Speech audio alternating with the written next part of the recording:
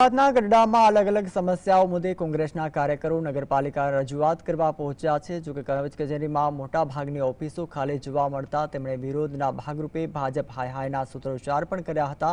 શહેરના કોંગ્રેસ પ્રમુખે જણાવ્યું છે કે નગરપાલિકામાં ભાજપના 18 સભ્યો ફરવા ગયા છે। ભાજપના સભ્યોને ગઢડાના લોકોના પ્રશ્નોમાં જરાય પણ રસ નથી તેવા આક્ષેપો પણ કર્યા છે। ભ્રષ્ટાચાર કરીને મોજ મજા કરી રહ્યા છે જ્યારે નાગરિકો હેરાનગતિનો સામનો કરે છે। તપાસ દરમિયાન ઓફિસો ખાલી હતી પરંતુ લાઇટ પંખા અને એસી ચાલુ હોવાનું જોવા મળ્યું છે જેના કારણે વિવાદ પણ વધ્યો છે।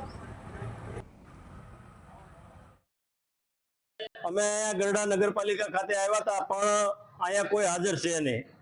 જે 18 સભ્યો છે તે તમામ સભ્યો અત્યારે ફરવા ભાગી ગયા છે। અહીંયા જે નાના બાળકો છે શિષ્યવૃત્તિ માટે ધક્કા ખાય છે જેને અંદર પ્રમુખની સહી આવતી હોય તો અત્યારે અહીંયા કોઈ સભ્યો ગઢડાની ગલીએ ગલીએ તમે જુઓ તો ખાડા ખડિયા અને ગઢડાની જે પરિસ્થિતિ છે જે ગઢડાના કામ કરવા પડે તે કામની જગ્યાએ આ ભાજપના સભ્યો અત્યારે ફરવા ભાગી ગયા છે।